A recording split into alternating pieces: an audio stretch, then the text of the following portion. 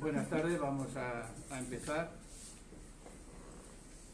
Hoy, en la sección de arquitectura, vamos a hablar de salud urbana de los barrios madrileños. Y yo lo que quiero, en primer lugar, es dar las gracias a Esther Higueras y a Emilia Román, que son las dos personas de la Escuela de Arquitectura del Departamento de Urbanística y Ordenación del Territorio, con las que siempre he conectado. Nos hemos llevado fenomenal, hemos hecho muchas actividades juntos y les agradezco muchísimo porque el Ateneo, como es natural, pues necesitamos de actividades de arquitectura. Bueno, yo soy arquitecto y presidente del Ateneo y también de la sección de arquitectura, entonces para mí, en representación del Ateneo, es un honor pues que vengan arquitectos y que nos traigan digamos, la actualidad, las investigaciones, todo lo que sea de arquitectura y urbanismo. Yo ya había colaborado con Esther en tiempos, en distintos proyectos, cuando yo trabajaba en el Ayuntamiento de Madrid, y ahora pues encantado de que sigamos colaborando con todas estas actividades. Hoy que tenemos un programa muy extenso, aunque la verdad es que tenemos muy poco tiempo para cada tema, vamos a hablar del proyecto, presentación del proyecto UrbHealth, que va a hablar Esther Higueras y Elisa Pozo, que bueno, que puede subir aquí también Elisa.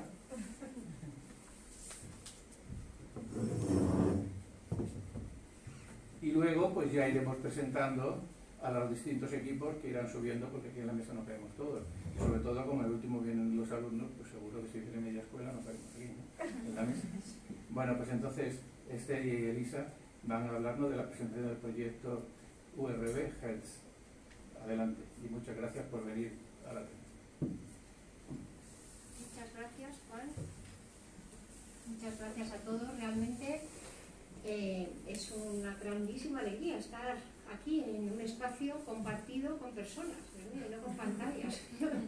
Estamos de las pantallas que nos están ayudando muchísimo, pero también estamos viendo todas las limitaciones y lo que se pierde, ¿no? De lo que es la relación personal, el gesto, la mirada, todas estas cosas que para la enseñanza es fundamental y para las relaciones sociales, para todo, ¿no?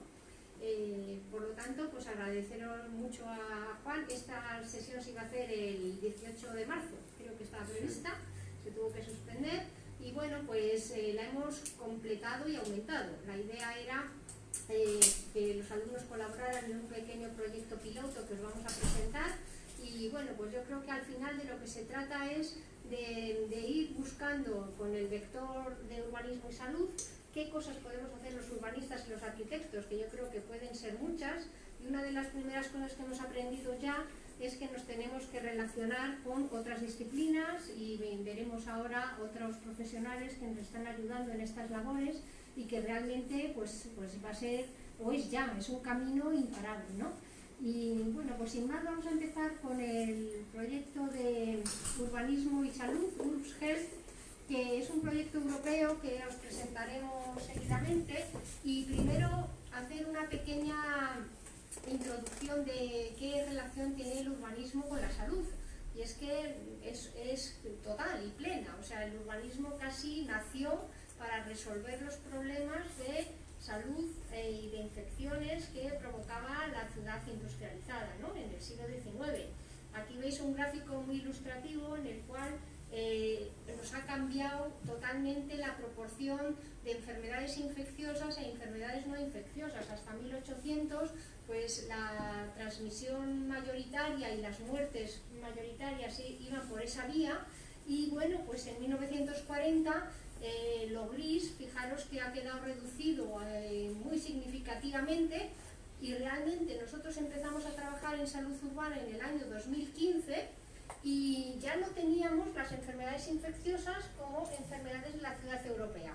Pero bueno, ahora nos hemos vuelto a encontrar con otra realidad y bueno, pues tendremos que volver a incorporar esa nueva línea porque es evidente que nos ha venido una grandísima infección. Entonces, bueno, pues enmarcando el tema de la salud desde la Organización Mundial, vemos que la salud son, como veis, hay muchas esferas, ¿no? Está nuestra genética, nuestros hábitos, nuestra forma de comer, nuestra forma de relacionarnos, y una de esas esferas precisamente es la del ambiente donde vivimos.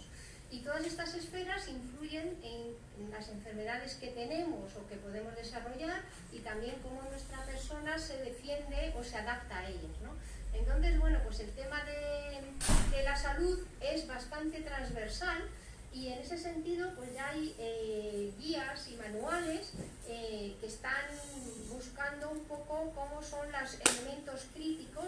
Veis aquí en pantalla el de Londres, del Delivering Healthy Communities, que establece estos grandes bloques de enfermedades de ciudades europeas antes del COVID, que son obesidad, cardiovasculares, respiratorias, accidentes, estrés, etcétera, etcétera. Y bueno, pues ahora con este nuevo panorama que nos hemos encontrado que las ciudades, claro, han sido foco, ¿no?, de dispersión de la infección, y que realmente pues ha habido muchas preguntas, ¿no? Hay más, ¿es la ciudad una causa de la mayor concentración de personas, o al revés? Por esa concentración también se pueden tomar otra serie de medidas. El debate de la densidad, el debate de los usos del suelo, el debate del confinamiento y lo que también conlleva todo esto. Bueno, pues todas estas preguntas, que todavía hay muchas que están, por supuesto, sin respuesta, pues van a ir formando parte de nuestro bloque de investigación. Aquí también veis algunos manuales, uno de Andalucía y otro del Reino Unido, que ya han ido estableciendo cuáles son algunas prácticas y algunas estrategias para buscar una ciudad más saludable. Estas son algunas de las recomendaciones del manual de Andalucía, donde, bueno, pues una básica, por ejemplo, es el aumento de zonas verdes dentro de la ciudad. Y bueno, pues eso también muchos de nosotros lo tenemos ya como muy asimilado, de ir mejorando las condiciones verdes de las ciudades actuales. También nosotras trabajamos en el año 2019, el año pasado, en un proyecto europeo sobre un barrio madrileño, en el barrio de Usera, y en ese barrio pasarán a continuación Emi y Cristina a contaros un poco los resultados de ese proyecto. Y bueno, pues vimos también cómo en los barrios de la ciudad consolidada el reto es muy grande porque las calles son muy estrechas, hay muchísima densidad, hay muchísimo tráfico, hay muchísimo ruido. O sea, si vamos viendo todas esas enfermedades que veíamos al principio, vemos que aquí hay una gran concentración de problemas. Pero bueno, eso hay que verlo también como una oportunidad de cambio importante, ¿no? Y eso es un poco como lo vamos a afrontar. Y ahora le paso la palabra a Elisa, que os va a hablar sobre el proyecto de este año, el proyecto Urus Health. Bueno, lo primero de todo, los agradecimientos a Juan Armindo por la organización del evento y la acogida en el Ateneo, y a Esther y a Emi por su continuo trabajo y organización de las jornadas y la invitación a participar. El proyecto Urgel, que se enmarca dentro de la competición europea EIT Health, es un proyecto multidisciplinar que hemos desarrollado este año en este contexto de cómo abordar la salud desde el punto de vista del diseño urbano. Si leemos en la Organización Mundial de la Salud cómo promover la salud propiamente, pues nos encontramos que el desarrollo sostenible y la promoción de la salud realmente van de la mano, van unidas.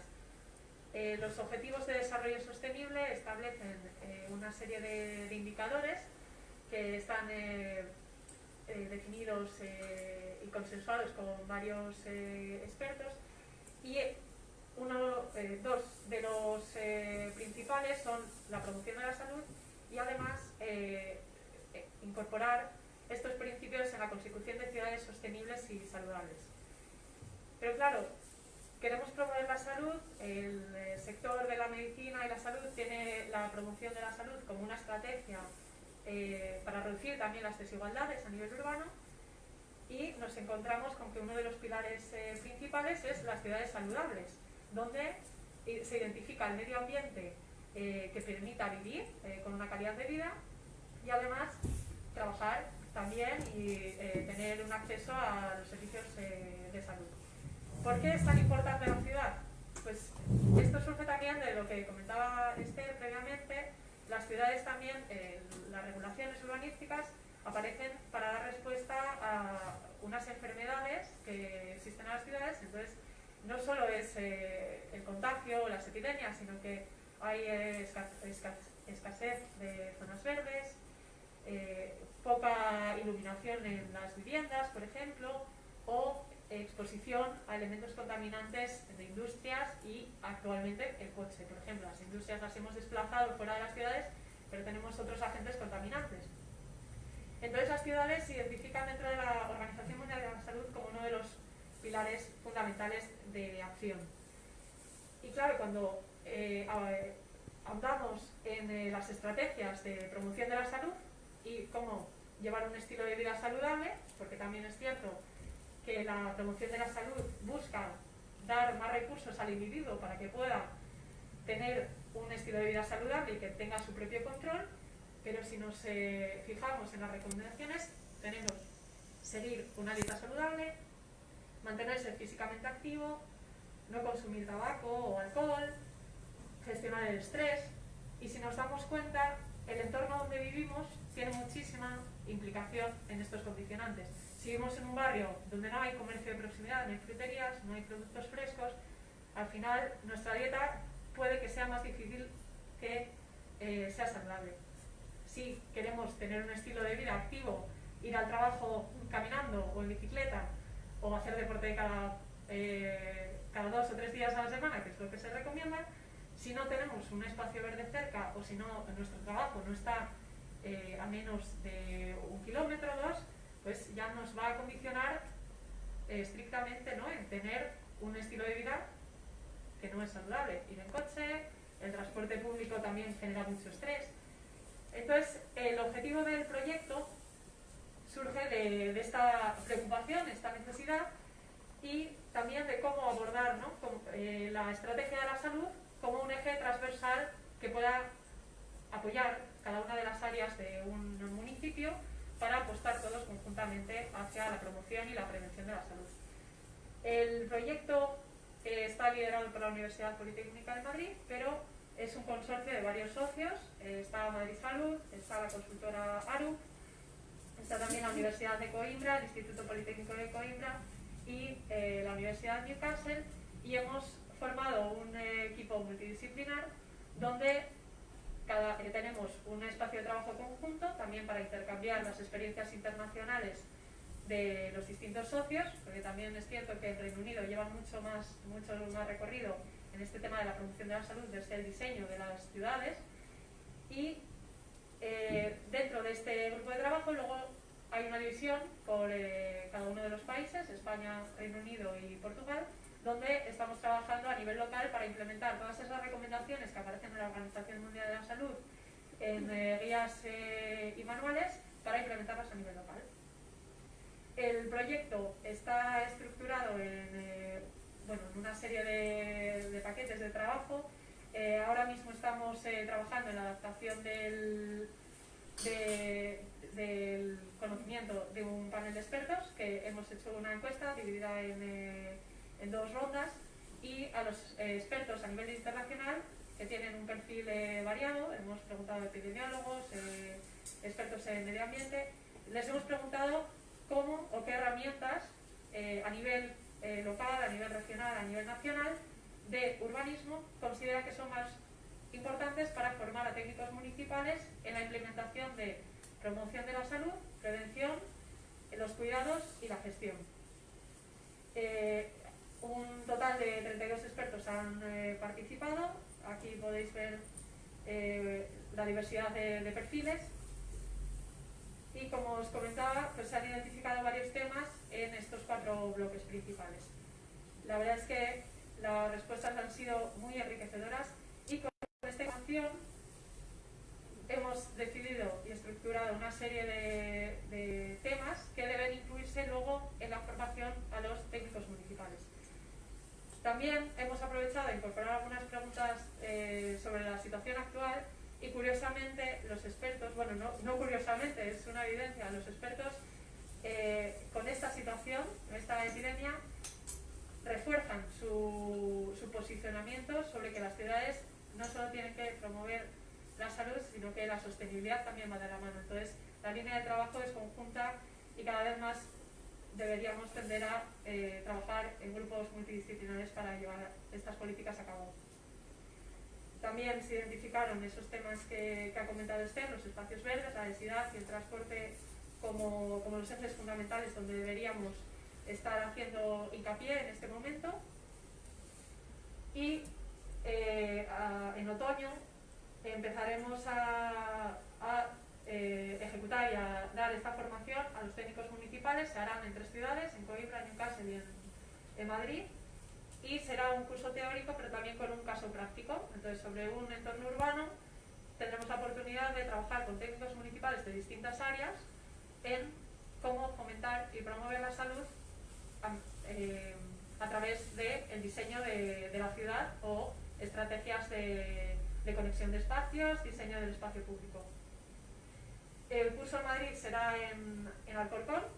Las concejalías que hemos identificado pues son todas las del municipio, y la verdad es que tienen muchísimo interés en poder desarrollar este curso, y sobre todo, bueno, con la situación actual, la salud está claro que es uno de los ejes prioritarios, y esto responde al final a los Objetivos de Desarrollo Sostenible, la Agenda Española 2030, que ya estaba definida la salud y el bienestar como un eje fundamental, y ahora toca ponerse las pilas y ir más allá y conseguir realmente que nuestras ciudades sean espacios donde se pueda vivir de forma saludable y llevar ese estilo de vida saludable que realmente todos queremos tener acceso a él.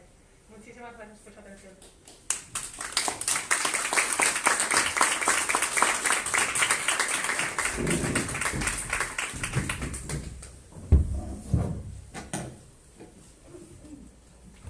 Vamos ahora con la segunda propuesta, el resultado del proyecto UNICEF, Diseño Urbano y Salud en Usera, Madrid, que impartirán Emilia Román López y Cristina Gallego, del Departamento de Urbanística y Ordenación del Territorio de la Escuela Técnica Superior de Arquitectura de Madrid.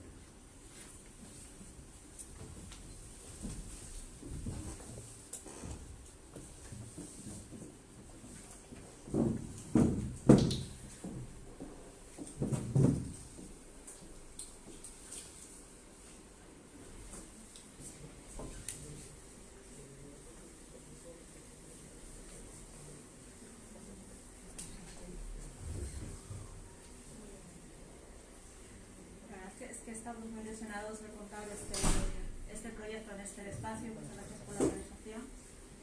Para nosotras UNICEF ha sido como un impulso muy fuerte para reforzar una línea de trabajo sobre la que llevábamos trabajando ya en el grupo de investigación en temas relacionados con salud urbana, entendiendo la salud no simplemente como ausencia de enfermedad, sino también como estado de bienestar, de calidad de vida y de confort. El proyecto UNICEF se enmarca dentro de un programa europeo, es un proyecto de innovación educativa financiado por el Aid Health. El Aid Health lo que fomenta, lo que busca es promover acciones, cursos, eventos que supongan un punto de inflexión y un punto de encuentro entre múltiples actores, y eso es lo que ha supuesto para nosotros. Dentro de esta línea de trabajo nos ha ayudado a conocer pues a muchas empresas que están involucradas en esto, a muchos otros actores del mundo educativo que también están interesados en esto, etcétera. Y es como una rueda que de alguna manera va interconectando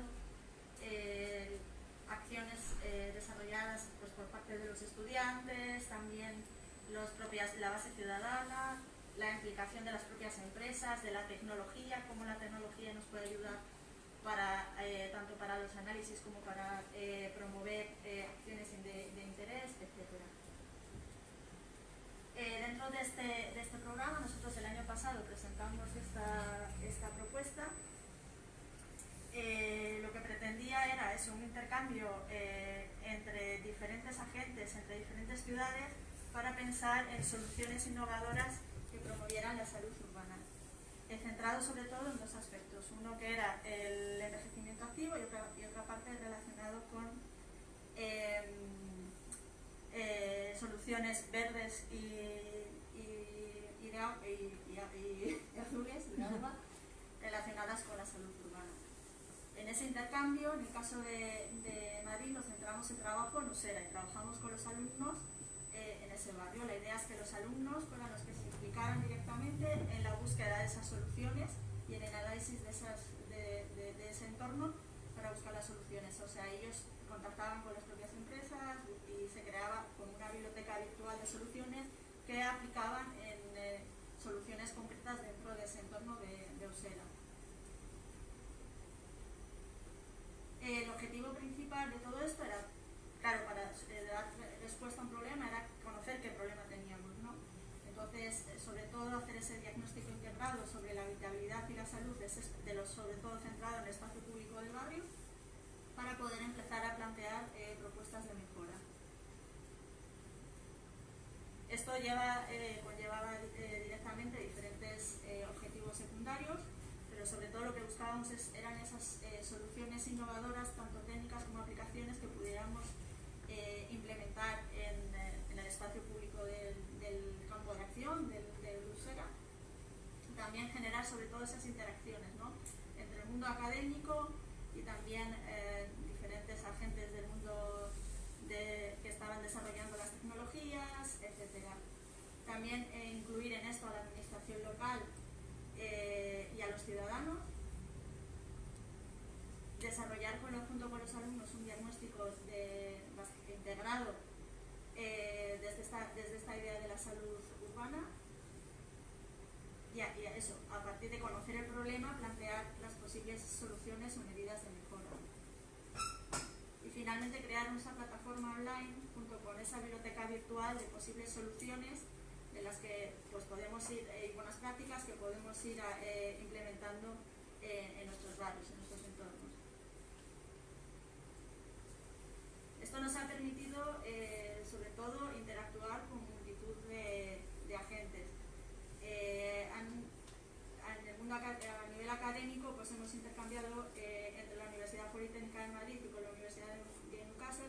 También han colaborado directamente la consultora ARU. Gracias a los seminarios han participado multitud de ponentes y técnicos en diferentes áreas, tanto epidemiólogos, del mundo de la geografía, urbanistas, etc. Y ha sido muy interesante también el papel también de la administración local, que ha recibido, la Junta de Usera, que ha recibido de manera muy grata este proyecto y nos ha acompañado en el proceso, y también organizaciones de la base ciudadana. A lo largo de los seminarios, como he dicho anteriormente, se ha invitado a muchísimos expertos, que ha permitido también generar un conocimiento desde diferentes puntos de vista. No voy a nombrar todos los que han participado en el seminario, pero pues hay gente tanto del mundo más de la tecnología o del mapeo de entornos, como de sociología, psicología, etc. Y aquí podemos ver un corolario de imágenes de todo ese proceso, ¿no?, de ese intercambio de actores y de espacios y de entornos que ha sido muy grato y de los que hemos ganado mucho. Por ejemplo, pues, visitas a diferentes entornos del barrio y diferentes centros del barrio, presentaciones dentro de la universidad, el seminario en sí mismo, la visita al laboratorio que tiene ARUP de realidad virtual, etc. Bueno, me toca a mí, gracias Cristina. Al hilo de lo que dice Cristina, para mí una de las cosas más bonitas de este proyecto, aparte de la estructura metodológica que os voy a contar y que es un proyecto europeo y todas estas cosas, ha sido el lado humano. Uno de los momentos más emotivos para mí fue traer a las personas de los centros de mayores, ¿no?, de la mesa del mayor, a la universidad.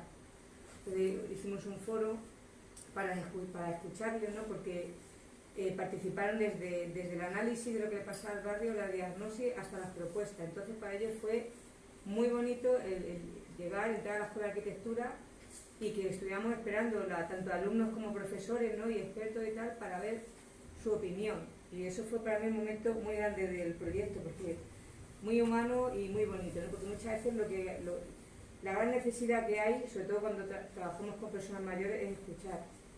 ¿Vale? Ahora parece que no, que se han puesto de moda desgraciadamente por todo el tema del COVID, pero necesitan ser escuchados, ¿no? Entonces, bueno, la estructura metodológica que llevamos, ¿no? en este taller, en este curso, fue una serie de seminarios de ponentes expertos, como decía Cristina, y luego había un taller en paralelo con alumnos, donde trabajan también los expertos que habían dado digamos, la conferencia, con profesores, etcétera, para hacer un análisis sectorial del barrio de Usera, que era donde estábamos trabajando, y una vez que hacíamos análisis sectoriales pues, de vegetación, del tráfico, de las calles, o sea, poco a poco se juntaba todo en una diagnosis integral, todo junto, ¿vale? Y a partir de esa diagnosis lo que hicimos fue hacer propuestas de mejora en base a todo lo que se había encontrado, a todos los problemas, ¿no? que se habían encontrado. Y como os digo, lo más importante es la participación de los agentes locales, de la ciudadanía desde el principio del proceso. Esto no es que un grupo de expertos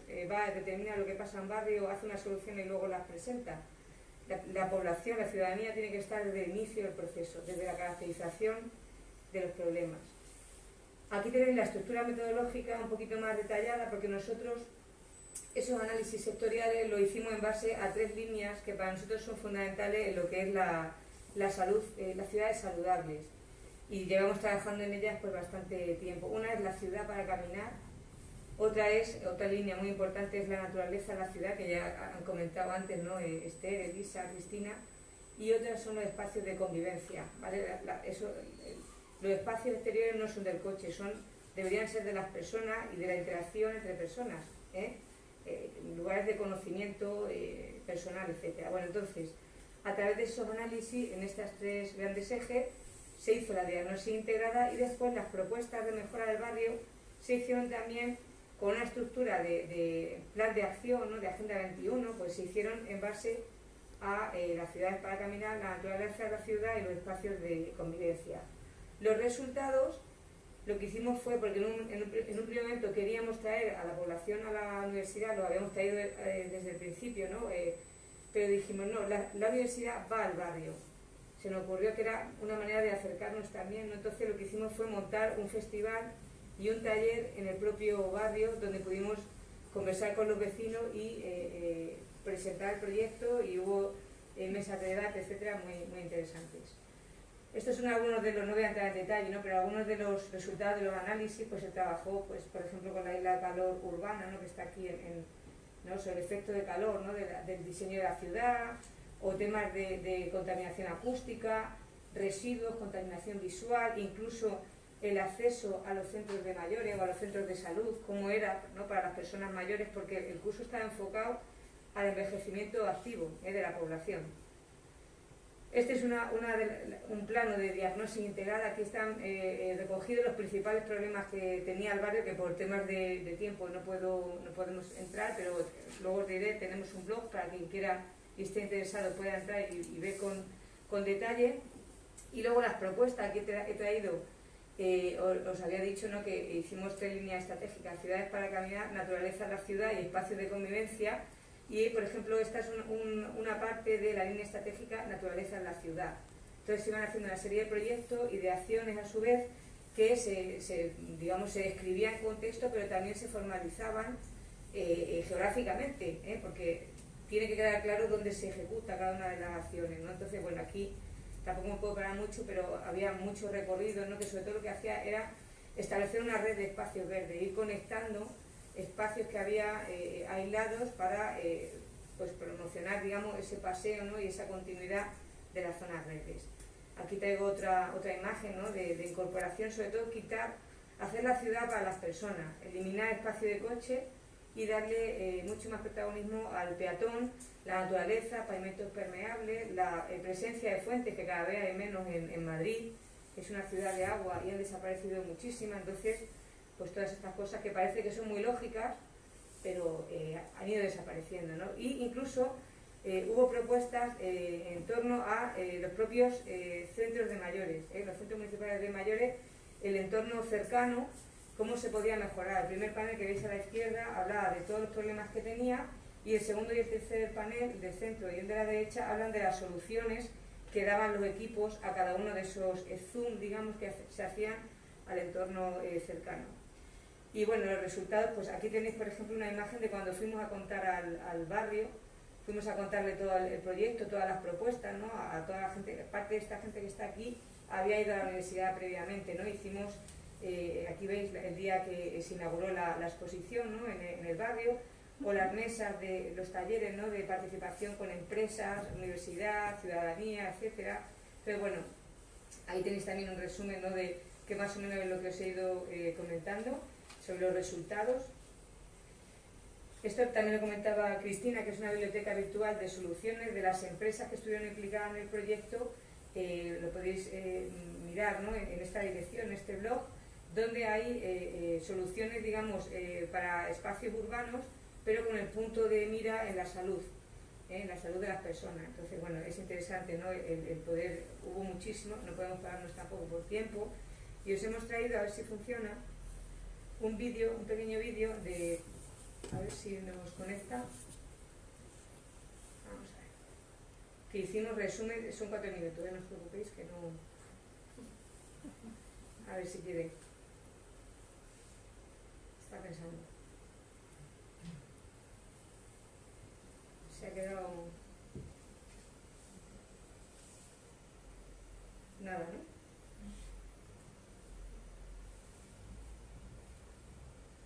Pues me puedo salvar la mochila, yo he traído el plan B, por si no conectaba.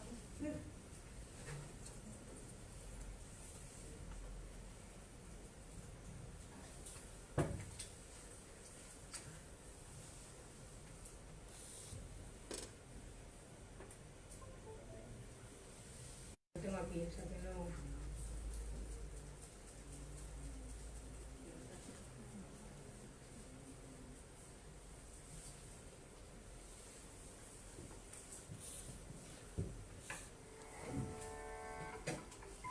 ¿Se oye? Es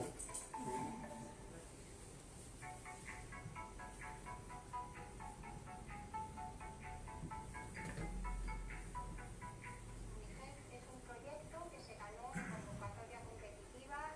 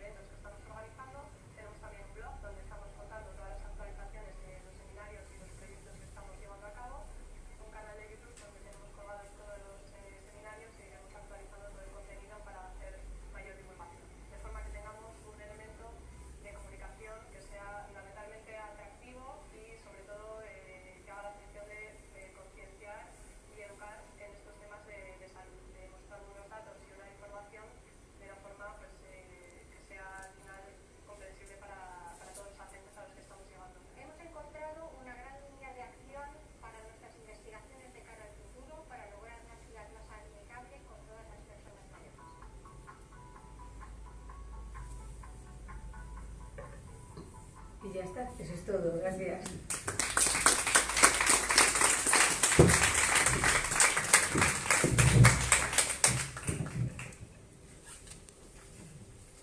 A continuación, Milagros Ramasco Gutiérrez, del Servicio de Promoción de Salud, Dirección General de la Salud Pública, Consejería de Sanidad de la Comunidad de Madrid, nos va a hablar sobre la salud en los barrios madrileños.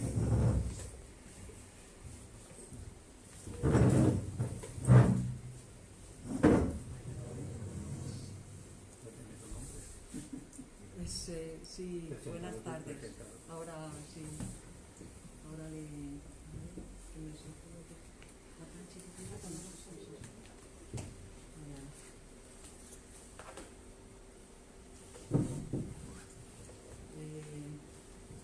Muy buenas tardes.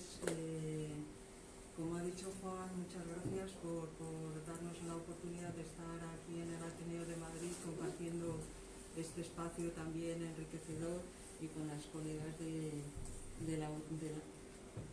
con las colegas de la Politécnica, que llevamos un recorrido aquí, un intercambio también enriquecedor durante cerca de 2 años, ¿no?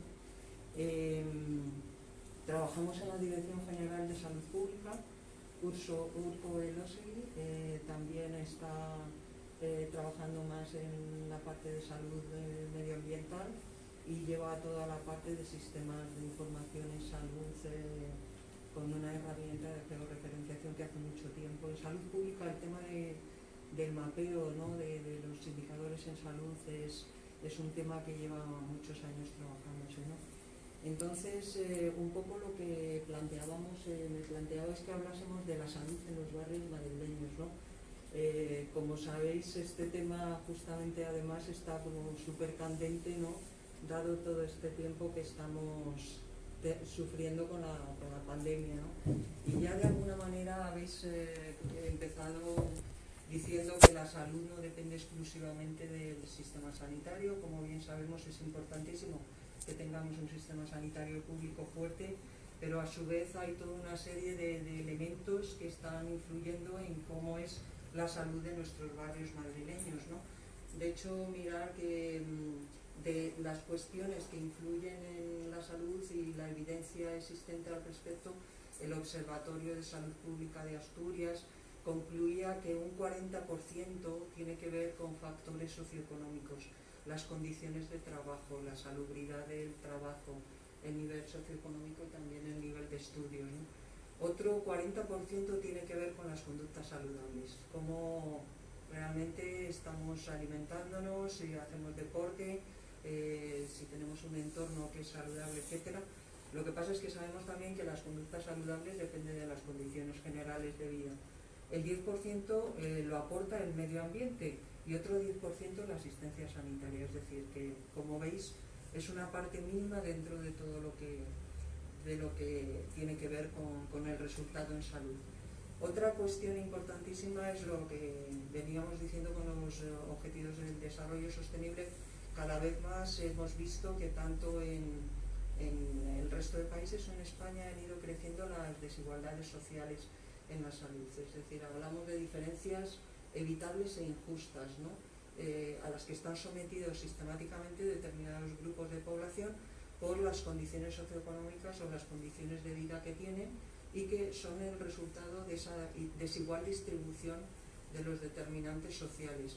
Las políticas sanitarias, las políticas educativas, las políticas laborales van a ser contundentes o factores estructurales que nos van a permitir, digamos, o van a influir de manera importantísima en esos resultados en salud. También la estructura social. Vamos a ver que en Madrid hay una diversidad de barrios y de niveles socioeconómicos y de vida muy diferentes que hacen que tengamos que trabajar con el foco de la equidad, ¿no? Estoy hablando de esto, de que cada vez más se ha puesto en el punto de mira la necesidad de responder a las necesidades que tienen los diferentes grupos, también teniendo en cuenta esos contextos. Hay un lema que hablamos siempre y es que el código postal es más importante que el código genético. Al final hay una serie de factores que dependen que no dependen del individuo, no podemos controlar, pero sí hay toda otra serie de factores que hemos visto antes que podemos trabajar con ellos. También una cuestión, un dato básico, es ver cómo, dependiendo de dónde vivamos, vamos a tener una esperanza de vida diferente. Vamos a vivir más años y también vamos a estar más años libres de enfermedad.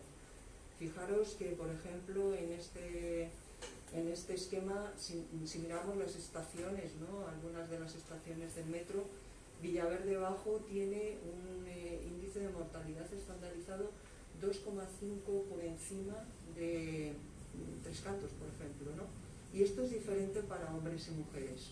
Esto es muy, muy importante, ¿no? Porque estamos hablando de años de vida perdidos o años de vida en mala salud. Por eso sí que desde hace, fijaros que estamos hablando, la Carta de Ottawa tiene ya 30 y pico años. Si miramos un poco también los objetivos de desarrollo sostenibles, en realidad seguimos teniendo los retos que marcaba la Carta de Ottawa, que planteaba establecer una política pública saludable, como las políticas, pero no solo en salud, sino educativas, sociales, etcétera, contribuyen a que los barrios, las ciudades sean más saludables. Crear entornos que apoyen la salud, ¿no? Sabéis que hay todo el movimiento de ciudades saludables que se inició hace tiempo y que poco a poco se va adaptando también a las nuevas necesidades. Fortalecer la acción comunitaria, ¿no? El ejemplo que hablabais de UNICEF yo creo que es muy, muy interesante porque lo pone en evidencia. Cómo trabajar con la participación de la ciudadanía es esencial para saber también necesidades de unos y otros grupos. Y reorientar los servicios sanitarios, ¿no? Cómo podemos hacer que los servicios sean más adaptados a las necesidades, que no haya una sobrecarga de lo asistencial, sino más bien de lo preventivo y de lo promocional, trabajar antes de que se produzcan. Para hablar de cómo es la salud en los barrios de Madrid, nosotros contamos con el informe de estado de salud de la región, que podéis también consultar ahí la información. Este informe periódicamente lo que nos va diciendo es cómo están los indicadores de salud, asistencia en morbilidad, mortalidad, evolución demográfica, epidemiológica.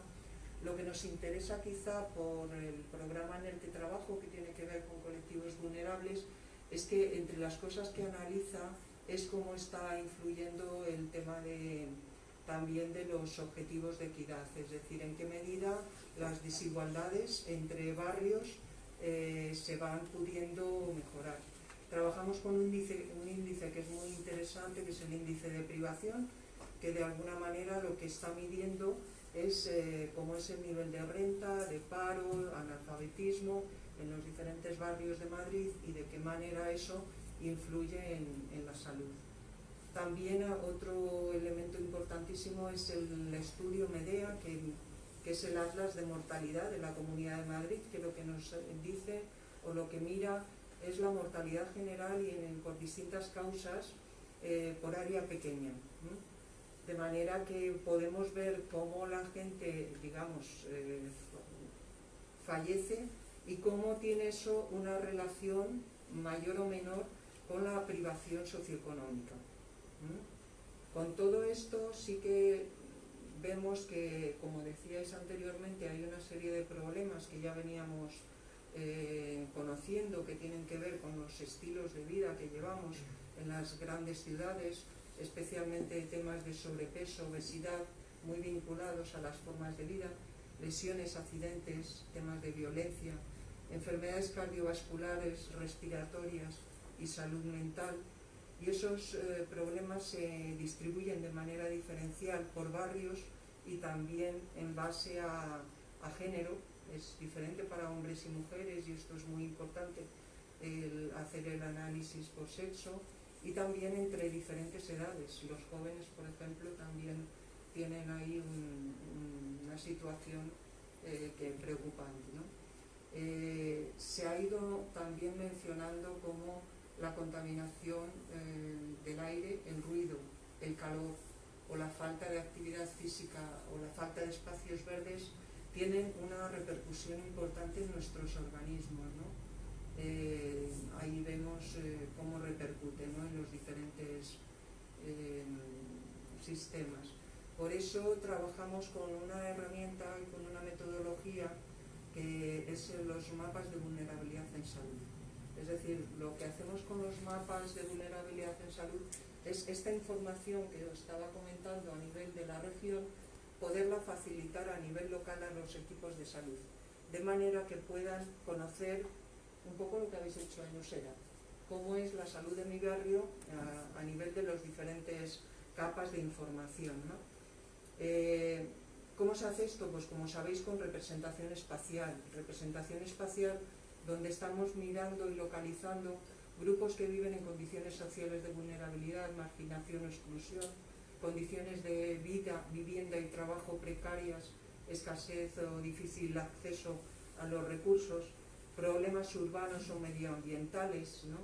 O peores indicadores de mortalidad.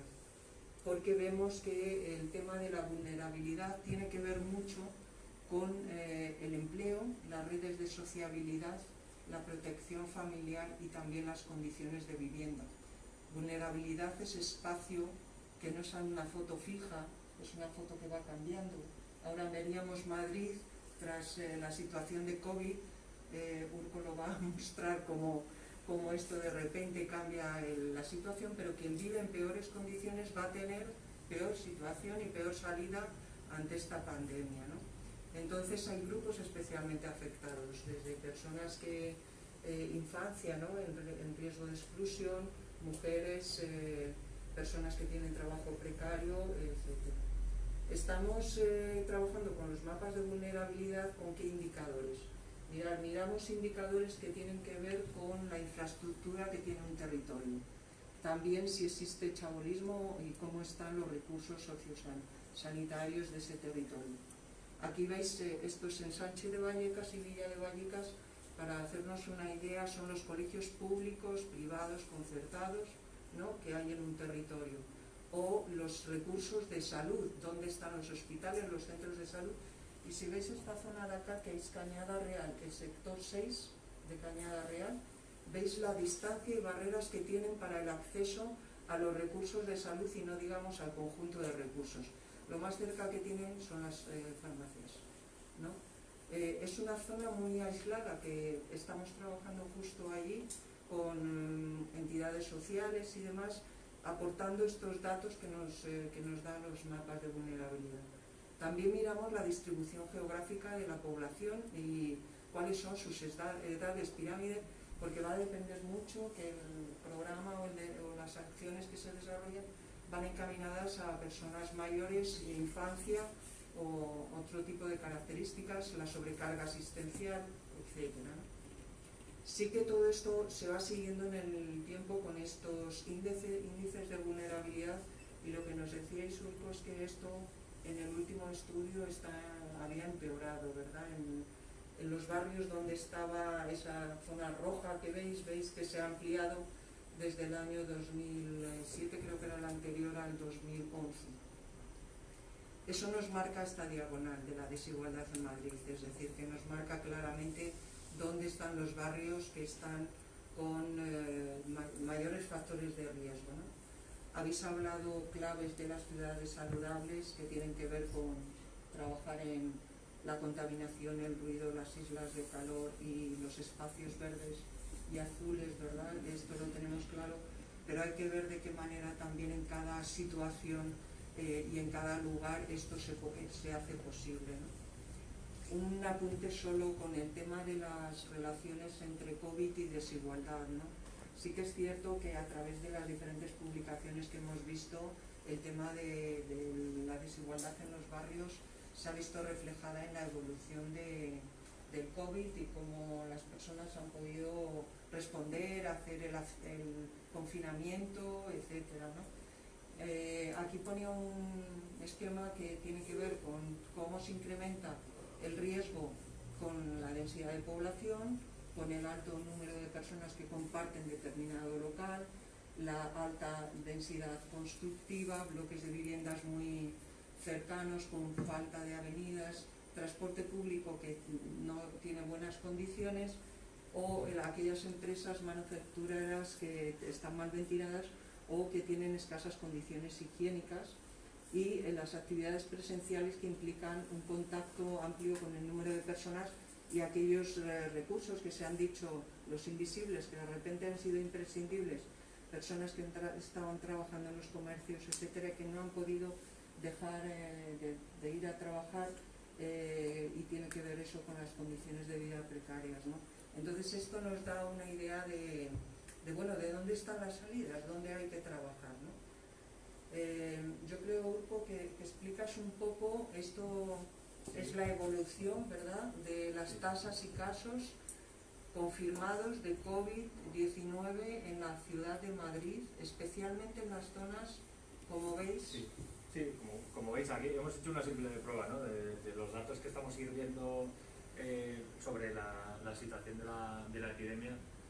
Simplemente centrándonos y volcándonos en esta zona, se ve, bueno, ahora terminará de pasar abril, llegaremos hasta julio, se ve como se va clareando el panorama, luego volverá en bucle y veréis cómo se traza claramente esa diagonal, donde ha habido en las zonas básicas de salud que trazan esa diagonal desde donde es la zona de Torrejón y Alcalá hasta Getafe, Leganés, se ha tratado claramente una diagonal donde unos barrios, y especialmente los que están ahí nombrados, bueno, las zonas básicas de salud de Federica Montseny, Villa de Vallecas, Leganés Norte, Palomeras, Los Pedroches, esos han sido las zonas básicas de salud donde los índices de impacto del COVID han sido los mayores en toda la epidemia, y estamos dando datos reales desde el 26 de febrero que se registra el primer caso.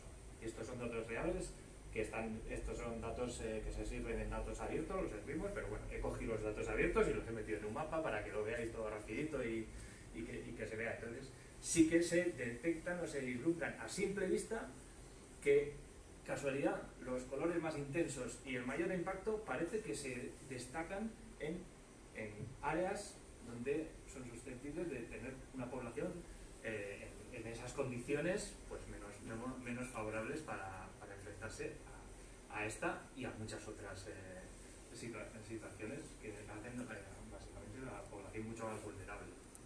Bueno, entonces tenemos tanto la vigilancia a largo plazo, que es lo que es el sistema de información geográfica e indicadores en salud, y luego también estamos generando herramientas un poco de respuesta a corto plazo para ver cosas que se intuyen, y esto dará también para estudiarlo, para ver realmente qué es lo que ha pasado, cuáles son las condiciones que hacen que, por ejemplo, esta es la parte del pico de la epidemia, ¿no? Veis como la zona de Leganés y sobre todo en Villa de Vallecas se han dado unos índices realmente alarmantes, fuera de escala.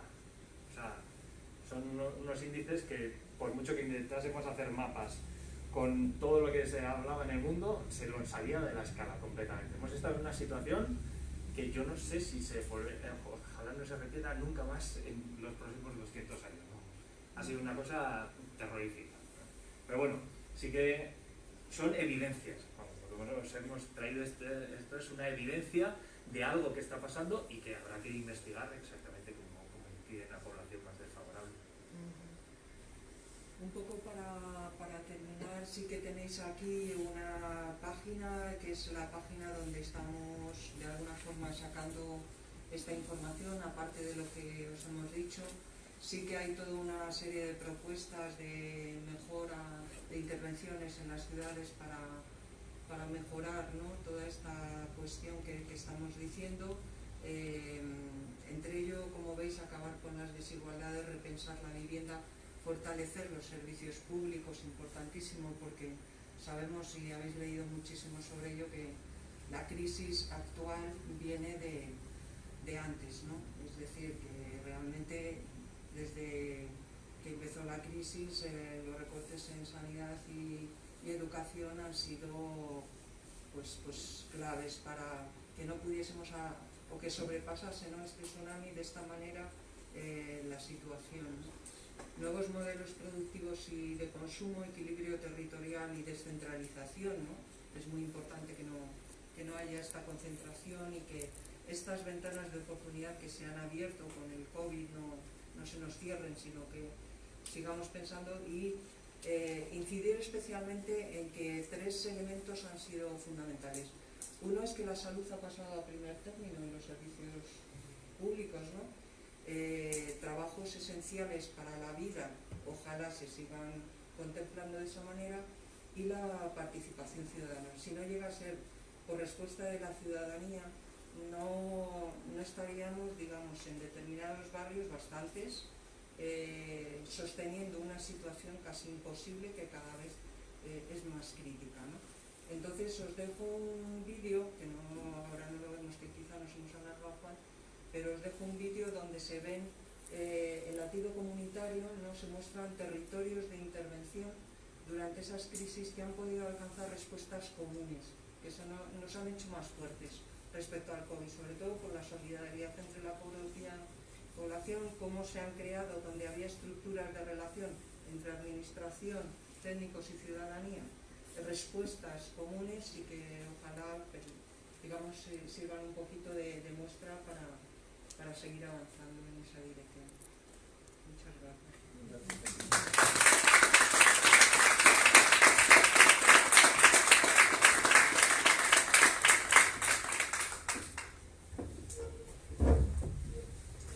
A continuación, Miriam Domínguez del Río, del departamento.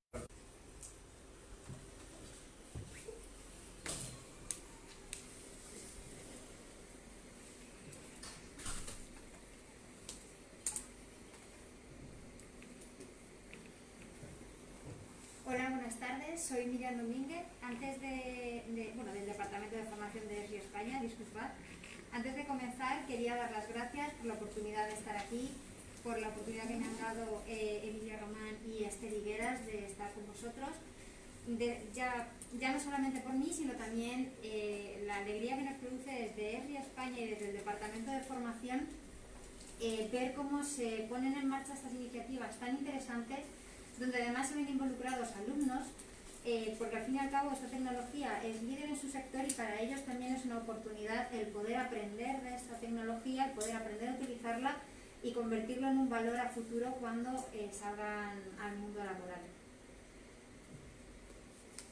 En mi intervención voy a hacer un breve repaso de lo que son los sistemas de información geográfica. Sé que muchos de los aquí presentes trabajáis con ellos, los conocéis. Para quien no lo sepa y pueda poder hacer un pequeño resumen y entender en qué consiste. Sistemas de información geográfica, o SIG, como comúnmente hablamos entre nosotros. Pasaré a hacer también un breve resumen de la plataforma ArcGIS, que al fin y al cabo en ella tenemos las aplicaciones de captura de campo, entre las que estuvimos decidiéndonos cuál sería la que mejor se iba a ajustar para este proyecto piloto de movilidad COVID-19. Como al final acabamos eligiendo Survey, y cómo se creó esta encuesta. Bien, los sistemas de información geográfica, o SIG, GIS por sus siglas en inglés, también lo veréis mucho, son un conjunto de herramientas de software que nos permiten estructurar la realidad en función de capas de información y con ello poder decidir cómo seleccionar estas capas de información y realizar análisis sobre esta realidad. Además, los sistemas de información geográfica actualmente nos permiten combinar nuestros datos espaciales o a priori no. Por ejemplo, en las capas que estáis viendo, podemos asumir que los datos espaciales podría ser la orografía, pero en el caso de las capas de negocio o poblacionales, quizá estamos más acostumbrados a verlo en tablas, a verlo en datos tabulares, que a verlo sobre un mapa. Pero realmente se puede representar, se puede sacar valor a su componente espacial. Y gracias a los SIG podemos combinarlos con datos de otras fuentes de información, también como podéis ver en la diapositiva algunos ejemplos, como puede ser de los drones, que en los últimos años están bastante de moda y nos aportan bastante, incluso redes sociales y participación ciudadana. ¿Por qué decimos que los SIG están de moda? Todos hemos notado que estamos sometidos a un bombardeo de información constante y podemos ver cómo están haciendo un esfuerzo por mostrárnoslo de una manera lo más visual posible. Y está habiendo una clara tendencia a utilizar el mapa como una presentación visual de la información, con lo cual estamos teniendo un boom de usuarios, desde los más profesionales del GIS hasta los que simplemente quieren hacer un mapa que le permita presentar su información de manera visual y sencilla y rápida de entender. En la plataforma ArcGIS tenemos multitud de aplicaciones que nos sirven, que se adecúan a las problemáticas y soluciones que buscan muchos usuarios. De hecho, lo describimos como una estructura de soluciones y aplicaciones, cada una de ellas pensada para un tipo de escenario, pero que al fin y al cabo se pueden extender a lo que nosotros queramos. Desde la parte más tradicional, como conocíamos los GIS, en la parte desktop, en la parte escritorio, donde se realizaban los análisis en local, para poder realizar mapas y visualización de los datos a nivel de, ya no solamente en cuanto a mapas, sino en cuanto a gráficas, análisis tanto en local como en web, análisis espaciales de nuestros datos, incluso cuadros de mandos es una herramienta muy interesante para mucha gente porque permite hacer un seguimiento en tiempo real de la información de las capas que se están actualizando, que se están editando. Por ejemplo, en un mapa de llamadas de emergencia al 112, un cuadro de mando permitiría configurarlo para tener un resumen de las más urgentes, la ubicación en la que se encuentran, dónde se están produciendo las asistencias, etc. Y las operaciones de campo, que es a lo que nosotros realmente nos interesaba, porque están más pensadas para ofrecernos una solución lo más rápida posible, porque lo que el trabajador de campo quiere es poder llegar allí, poder pasar esa realidad que tiene que digitalizar lo más rápido posible y además de forma precisa. Entre las aplicaciones que tenemos para las operaciones de campo existen las de captura de datos y destacan dos que son especialmente conocidas, Collector y Survey 123. Collector es una aplicación que decimos que está basada en el mapa, porque el técnico de campo va con su dispositivo móvil, con su mapa y capa previamente configuradas y directamente sobre el mapa puede dibujar las geometrías que le interesan. Y como lo hemos preconfigurado, él no se tiene que preocupar de estar rellenando y escribiendo los datos, sino que directamente tiene que seleccionar los datos que se ajustan a lo que está viendo. Por tanto, también está más enfocado a la edición del mapa, la edición de las capas en el mapa. Tenemos luego, por otra parte, Survey 123, que decimos que está basado en los datos. Porque lo importante para esta aplicación, si bien la componente espacial sigue siendo una parte importante de los datos que captura Survey 123, está centrada en cómo queremos capturar esa información, cuánto detalle de los datos queremos obtener, y lo decidimos nosotros, según cómo la queramos configurar. Porque nos permite configurar formularios inteligentes, lo que nosotros consideramos formularios inteligentes. Los llamamos así porque Survey de fondo, en lo que el usuario simplemente está rellenando una encuesta, Survey está dibujando una ubicación, está georreferenciando esa encuesta, es decir, le está dando una componente espacial a donde se está llevando a cabo esa resolución de una simple encuesta. Y además está creando por sí mismo una capa que se puede representar fácilmente en un mapa y sobre la cual podemos aplicar cualquier tipo de análisis que queramos. Una vez que vimos que la más adecuada era Survey 123, ya que queríamos centrarnos en los datos de los trayectos de las fases 0 y 1, había que elegir cuál sería la versión más correcta, y es que Survey tiene 3 versiones y cada una ofrece una funcionalidad diferente. Móvil, que simplemente nos permite rellenar esos formularios y enviarlos. Es su máxima y única funcionalidad.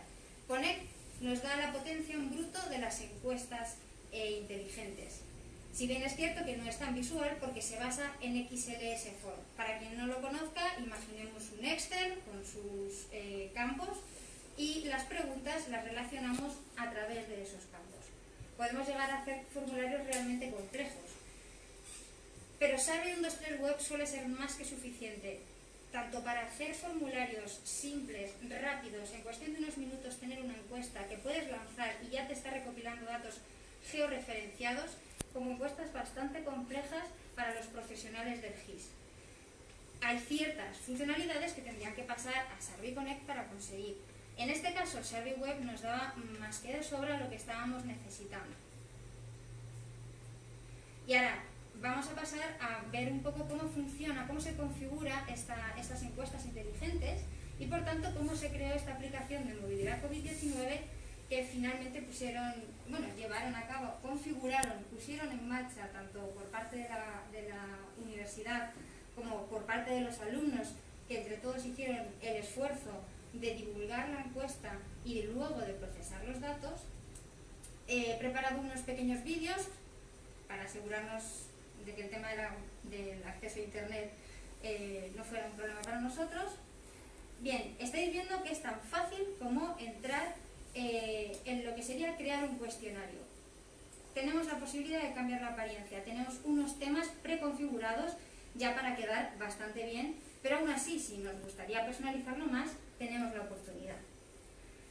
También vemos en la pestaña Agregar todas las preguntas disponibles que tenemos. Es tan fácil como pincharlas y arrastrarlas al centro. Pinchando en cada una de ellas, en la pestaña de Editar, nos van a aparecer todas las configuraciones posibles por cada pregunta. Las típicas de introducir un título, una sugerencia, incluso un valor predeterminado por si al usuario se le olvidase escribir un valor que en nuestra tabla no se quede vacía. Y por último, una casilla de validación que siempre podemos optar para hacer obligatoria una pregunta. Dependiendo del tipo de pregunta tendremos muchas más configuraciones. Una que es muy importante, y lo ideal sería que no faltase en Survey, aunque no le hace falta, es la pregunta de mapa. Mapa es la que permite controlar la ubicación cuando el usuario envíe ese formulario, es decir, la ubicación que va a coger la capa cuando el formulario cuando el usuario, le dé a enviar. Si no ponemos esta pregunta, como Survey está preparada para capturar la ubicación espacial, lo que va a hacer es que aleatoriamente va a pintar un punto. No va a ser un punto que esté realmente referenciado donde debe. Por eso esta pregunta es tan importante si lo que nos interesa es georreferenciar, darle una componente espacial, una ubicación a las respuestas que se están dando en este formulario. Como habéis visto, podemos elegir entre punto, línea y área. En el caso de la aplicación movilidad COVID-19, línea era la que mejor se ajustaba. Podemos elegir el mapa base que queremos que vea el usuario y, como veis, tiene la capacidad de buscar la dirección o el lugar que le interese, con lo cual no solo se puede mover por el mapa, sino que además puede ir a un punto concreto para que le resulte más fácil. Y la casilla de solicitar información lo que permite a Survey es preguntarle al usuario si puede acceder a su ubicación. De esta manera, por defecto, va a coger el punto que esté marcando el GPS de su dispositivo móvil, con lo cual, si no quiere estar editando el mapa, se ahorraría tener que estar navegando por él. Por último, una vez que tenemos configurado nuestro formulario, que puede ser, como habéis visto, desde unas pocas preguntas a un formulario muy complejo con preguntas relacionadas entre sí, le daríamos a publicar. Y ahí ya podríamos decidir si queremos que el formulario sea público, sea privado. Podemos ponerlo en marcha a nivel de empresa, entre un departamento de profesionales GIS, y lo podemos lanzar de forma pública y pedir colaboración ciudadana en los temas que nos interesen. Una vez que lo hemos publicado y que empezamos a recibir datos, en la pestaña de información general, como estáis viendo, tendremos un resumen de los registros, es decir, de cuántas veces hemos recibido resoluciones a esta encuesta. En la pestaña colaborar vamos a poder controlar quién tiene acceso a esta encuesta, el vínculo para poder compartirla, si queremos que sea completamente pública o no, o queremos un estado intermedio en el que algunas personas tengan acceso pero no todas, si se puede, ¿qué pueden llegar a hacer las personas con acceso a esta encuesta? Pueden editar sus propios formularios, todos los formularios, simplemente enviarlos, cuántas veces pueden enviar, si queremos elegir que solo se envíe una. Incluso podemos mantener la encuesta abierta, cerrada o establecer un periodo de apertura y cierre automático y olvidarnos de ello. También podríamos configurar quién puede ver los resultados, en el caso de que estemos trabajando en equipo y seamos varias personas las que vayamos a realizar un análisis de los datos. Pestaña Analizar, penúltima de las importantes. Nos va a dar una pequeña estadística de los resultados obtenidos, con lo cual ya vamos a poder hacer un seguimiento bastante cómodo de lo que está pasando en función de lo que responde el usuario. Veis que aparte de que podemos hacer scroll y ver esta pequeña estadística, nos podemos mover directamente a las preguntas que nos interesan. Y además podemos aplicar filtros para que, en el caso de encuestas realmente complejas y largas, podamos movernos de forma más rápida entre las preguntas. Finalmente, la pestaña Datos. Aquí tenemos acceso a la parte tabular, a los datos tabulares, los que conocemos de forma más tradicional como datos en tabla. Estos datos los tienen todas las capas de fondo. Todas las capas que están dibujadas en un mapa de fondo tienen sus datos tabulares, con lo cual podemos elegir si centrarnos en la componente espacial o pasar a los datos tabulares.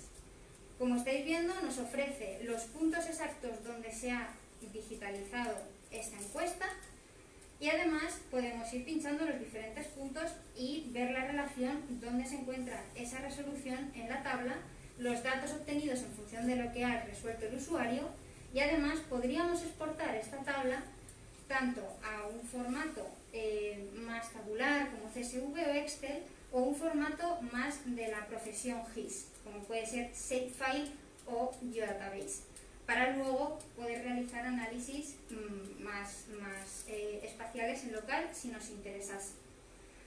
Con esto ya teníamos una base que se ajustaba bastante bien a este proyecto piloto que se quería llevar a cabo, en el cual se quería ver cómo había cambiado la movilidad entre diferentes fases. Ahora ya le queda a los alumnos mostrarnos los resultados tan interesantes, así que muchísimas gracias a todos.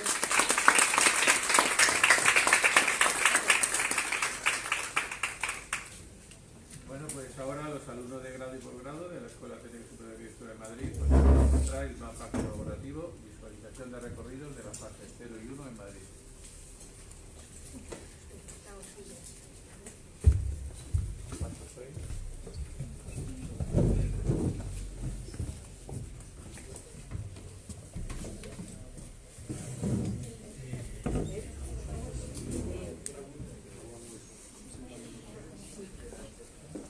Coge una de las sillas que tenía.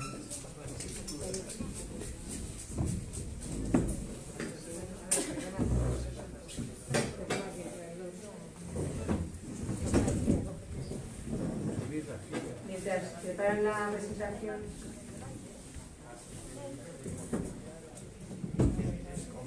Bueno, simplemente para no alargar más la jornada, agradecer a todos los alumnos de la escuela de grado y posgrado pues la participación en el proyecto, ¿no? Y estas ganas de colaborar, que bueno, además ellos se han presentado voluntarios y bueno, el proyecto ha sido micro, ha sido una semana, surgió a raíz de una jornada sobre urbanismo de emergencia cuando estábamos en plena confinamiento, ¿no?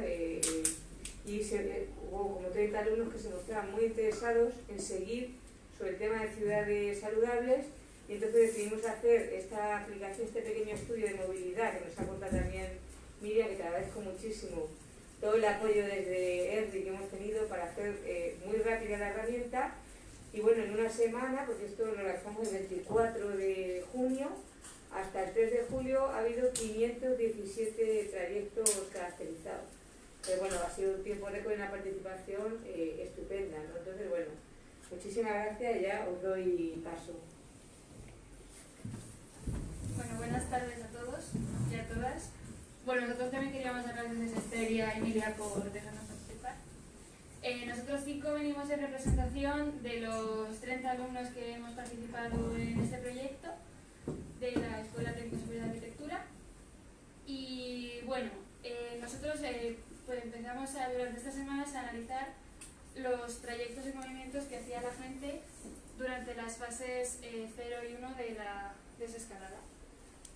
Principalmente estas encuestas se realizaron en la ciudad de Madrid, pero también pudimos ver los resultados en otras ciudades de la periferia, como puede ser Rivas, Alcobendas, etc. Y también pudimos ver cómo las diferencias que surgían entre la capital y otros puntos de España, como pueden ser Tenerife o Albacete. Para ello utilizamos una serie de encuestas de Sarbi 1, 2, 3, como he explicado antes, en el cual los usuarios podían poner datos como se podía complementar a través del móvil, a través de una tablet o del ordenador, y primeramente ponían datos de sexo, edad, etc., para más tarde explicar el tipo de trayecto que hacían, para qué lo hacían, cada cuánto tiempo se hacían un trayecto, etc. Y otros datos importantes que ahora mismo son importantes, como si se han encontrado aglomeraciones a lo largo de este trayecto y dónde se han realizado, y además tenían la oportunidad de dibujar exactamente por dónde hacía el trayecto cada persona. Bueno, hay que tener en cuenta que con todo esto, aún así es un estudio que es preliminar porque solo se ha realizado a un total de 517 personas y no se podían obtener como conclusiones muy precisas, pero sí que hemos podido detectar patrones de movimiento comunes entre la mayor parte de las personas encuestadas que mis compañeros van a comentar ahora. Vale, pues algunos datos que recogimos sobre los encuestados fueron principalmente la edad y bueno, de las 517 encuestas que se rellenaron, principalmente participaron personas de entre 18 y 25 años con un 35% de participación y de 41 y 65 años con un 40% aproximadamente. Entonces, al final, ese fue nuestro campo de estudio.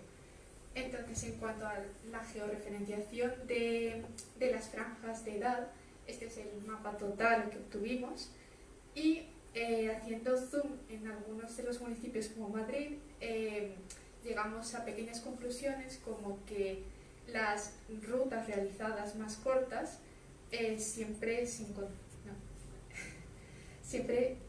encontraban eran realizadas por personas menores de 18 años o mayores de 65, como se ve aquí en Madrid, las rutas rojas y azul oscuro. Y en otros municipios, dado el escaso tiempo que tuvimos, pues no tenemos suficiente información sobre rutas de estas franjas de edad, por lo tanto no podemos realizar una comparativa como en Las Rozas, sucede igual en Rivas, y bueno, en Alcobendas tenemos algún dato de un desplazamiento de una persona menor de 18 y en Tenerife igual. Y bueno, otros de los datos de los encuestados fueron el sexo de los participantes y este fue más o menos equivalente, con un 60% femenino y aproximadamente un 40% masculino.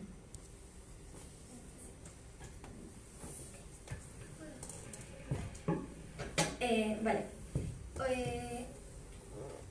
Otra pregunta importante fue en qué fase del confinamiento se realizó cada desplazamiento.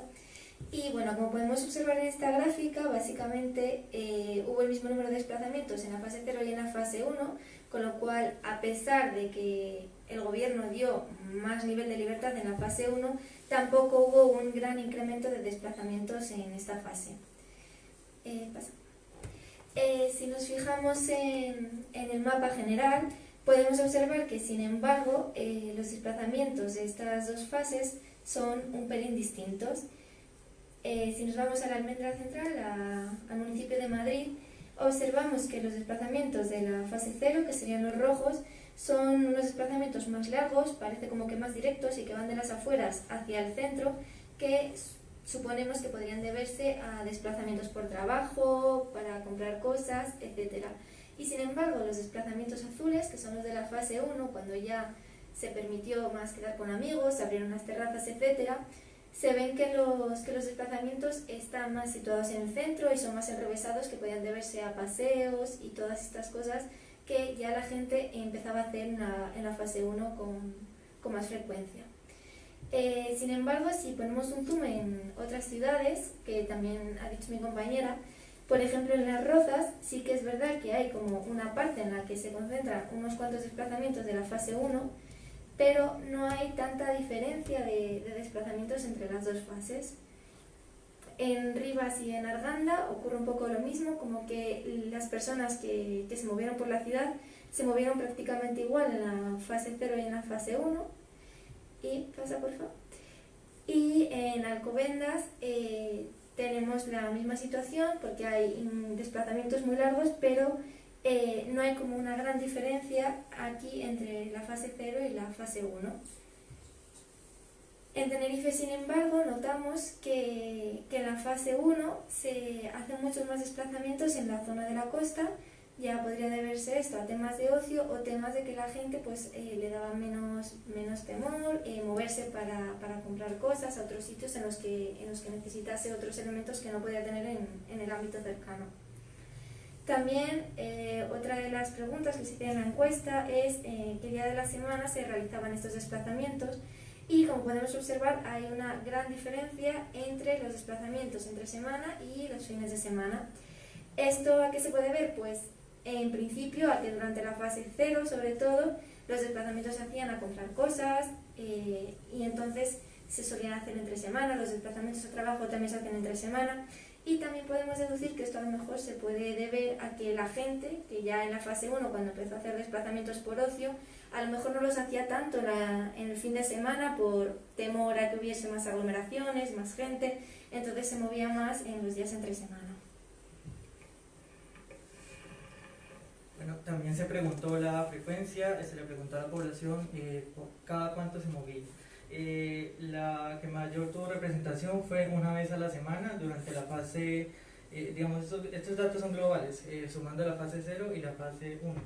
Entonces el mayor movimiento fue una vez a la semana, le sigue de 2 a 3 veces a la semana y por el tercero una vez cada 10 y 15 días. Sin embargo, si separamos los datos y los miramos por fase, durante la fase 0 la mayor cantidad de gente votó que solamente se movía de 10 a una vez cada 10, 15 días, y ya en la fase 1 manifestaban que se movían de 2 a 3 veces o una vez a la semana.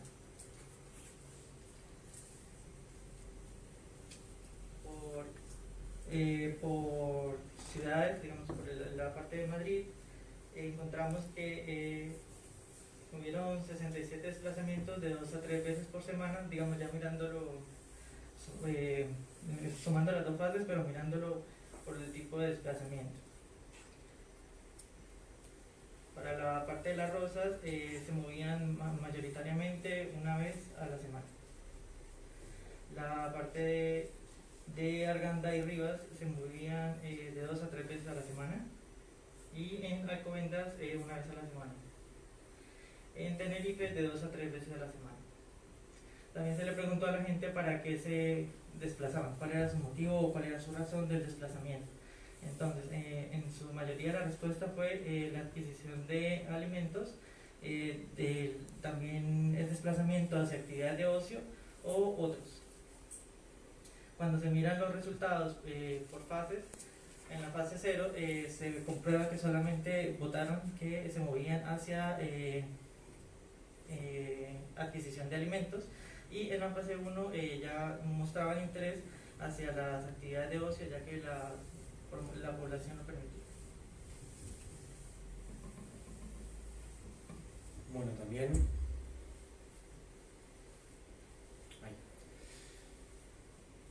también veíamos que en la encuesta se preguntaba sobre la forma de desplazamiento o el vehículo que se utilizaba, y esto invierte en gran medida lo habitual, ¿no? Vemos como la mayoría de la gente se movía a pie, principalmente como decía mi compañero, para estos motivos de adquisición de alimentos, y el transporte privado tuvo también una gran importancia, dejando el transporte público bastante relegado, ¿no?, a un segundo plano.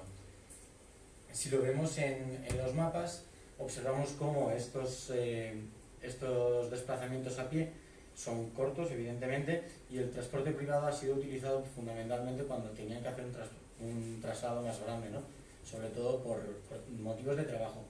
Quizás las desigualdades de las que hablaban antes puedan verse aquí también en las personas que no tienen un vehículo privado. El vehículo privado se ve bastante potenciado en la zona de Las Rozas, Alcobendas, etc. Y quizás esta zona sureste dependa algo más del transporte público. También cuando nos metemos en lo que es Madrid Central o en el municipio, observamos cómo el transporte público también sigue existiendo en el centro, en el mismo centro donde, como todos sabemos, el transporte privado está limitado y las personas son más dependientes de este transporte público. Y cuando salimos de Madrid vemos cómo este transporte público desaparece prácticamente por completo en estas fases. La gente depende de los desplazamientos a pie y en transporte privado principalmente. Se ve clarísimamente en Alcobendas o incluso en Tenerife, donde vemos un uso muy importante del transporte privado, seguramente debido a que la densidad de población es mucho menor, es más dispersa y la gente tiene que moverse en coche para comprar estos alimentos. Vemos también, como decíamos en la última pregunta, sobre esta aglomeración de personas. No es mayoritario, pero sí que es muy significativo que un 35% de la población que ha sido encuestada sí que se encontró aglomeraciones, y estas aglomeraciones se dieron principalmente en la calle. Creemos que esto puede haberse dado por que a partir de la fase 0 la gente ya podía salir a pasear, estos motivos de ocio eran muy significativos y como las horas de paseo estaban limitadas, a partir de una determinada hora había unas grandes aglomeraciones en la calle.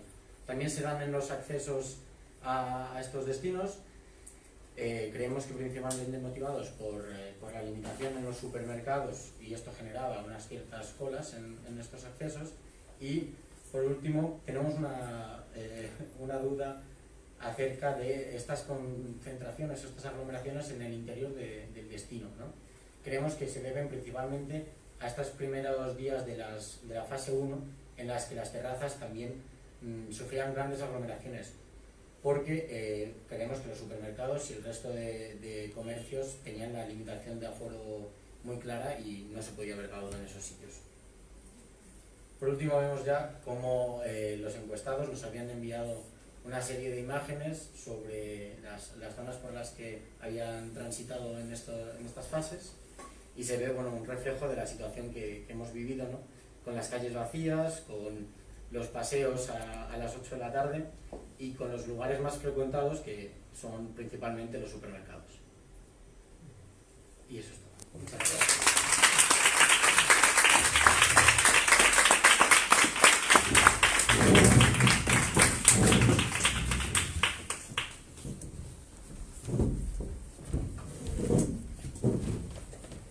Bueno, muchas gracias a todos los que habéis participado, y Esther y Emilia, si me acompañáis para el coloquio, os lo agradezco. No estoy aquí solo ante el peligro. Bueno, vamos a empezar un coloquio, y bueno, yo quería iniciarlo, digamos, de una forma muy sencilla. Hemos visto realmente unos trabajos interesantísimos, pero yo lo que veo es que están todos interrelacionados, están todos, digamos, focalizados en la temática actual de la salud, pero sobre todo en un urbanismo saludable, que eso es lo que siempre hemos hablado en urbanismo, que era fundamental para la ciudad y para el ser humano que vive en la ciudad. Y por eso me alegra mucho ver que quizás el COVID nos esté dirigiendo más, como decía Milagros, hacia lo que es la salud como, digamos, un primer tema, un primordial, aunque el urbanismo indirectamente ya siempre ha ido a la salud de las personas, de los habitantes, digamos, de las ciudades, y por lo tanto yo me acuerdo siempre los porcentajes de zonas verdes, que eso era importantísimo, que era una pelea siempre cuando se hacía un planeamiento, porque cada vez los políticos de turno, y con perdón, siempre iban reduciendo al máximo, y no digamos los promotores, ¿no? Y sobre todo la isla de calor, que mencionaba Milagros también, que es uno de los temas que yo luché mucho en los proyectos del ensanche de Vallecas, donde estaba en la Comisión de Vivienda, que era fundamental ventilar los patios centrales para quitar la isla de calor. O sea que volvemos, digamos, a todos esos conceptos básicos que ya los dábamos por entendidos, que eran, digamos, básicos, elementales, pero que ahora se está demostrando que son fundamentales. Cosa que siempre había, pues, muchas personas fuera, digamos, del urbanismo, que los consideraban a veces como un poco caprichosos, que los consideraban a veces como, digamos, muy idealistas, pero la realidad es, como el COVID nos ha demostrado que no, que eran imprescindibles y eran necesarios. También te doy la razón de uno de los problemas que se han detectado ahora mismo es la deficiente financiación en la salud y también en el urbanismo. Hay que reconocer que el urbanismo se ha politizado tanto en los últimos años que al final el urbanista es el que menos pintaba, digamos, en el trabajo, pintaba siempre más el político, sobre todo, no digamos, del extrarradio, por decirlo así, de la Corona de Madrid y municipios pequeños, ¿no? Donde los municipales, los técnicos municipales, pues era a veces técnicos que ni siquiera le pedían informes, o sea que eso yo lo he vivido, ¿no? Desgraciadamente. Entonces, bueno, pues veremos que el futuro nos depare. O sea, yo creo que el COVID nos va a hacer meditar, nos tiene que cambiar un poco la forma de ver la vida, la ciudad, nuestra comunicación, y yo creo que va a ser para bien, va a ser para bien. Yo creo que es una lección que tenemos que aprender y que no debemos dejar pasar esta oportunidad. Entonces, bueno, pues empezamos el coloquio y vamos a ver quién quiere participar. Animaros. Ha habido muchos temas para hablar, o sea que... Están agotados ya. Estáis agotados. Bueno. A mí me gustaría entender de los alumnos un poco la intención con la que han hecho el estudio, porque nos lo habéis explicado muy bien y cómo habéis tratado los datos y los resultados que habéis obtenido, pero no he entendido muy bien cuál es la intención final de hacer este estudio. No sé si sois de urbanismo y si va enfocado por ese camino o por qué habéis hecho el estudio, para qué, cuál es el motivo. Pues la idea fundamental yo creo que era entender los desplazamientos de la gente y cuál fue su comportamiento frente a la pandemia, porque es un escenario nuevo que ninguno estaba preparado para eso. Igual las personas guardaron o no guardaron el confinamiento, hay alguna gente que aprovechaba la salida a la compra y entonces hacía una compra diaria como para poder tener ese permiso de salir y sentir su libertad y no estar como encerrado dentro de su vivienda, ¿sí? Entender el comportamiento y asimismo si los desplazamientos eran a pie o ¿sí me entienden? Y cuál era la reacción de la gente. Lo entiendo, pero lo que quiero entender es, o sea, ¿qué pensáis hacer con esos datos? Es decir, ¿los vais a aplicar a algo? Todavía no. Te cuento yo un poquito la historia.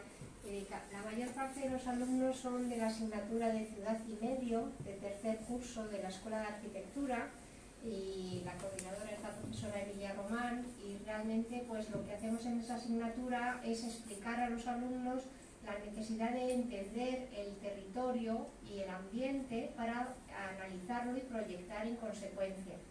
Una de las lecciones es urbanismo y salud, y justo estábamos encerrados todos en la pandemia con urbanismo y salud. Entonces nos pareció que era muy interesante poner en marcha algún tipo de actividad para que los alumnos pudieran ver la realidad en la que estábamos viviendo, también de alguna manera espacializando datos, buscando estas nuevas herramientas, también gracias a ESRI, que tenemos un convenio de colaboración con ellos, con los cuales los profesores y los alumnos trabajan todo el año para hacer este tipo de mapas.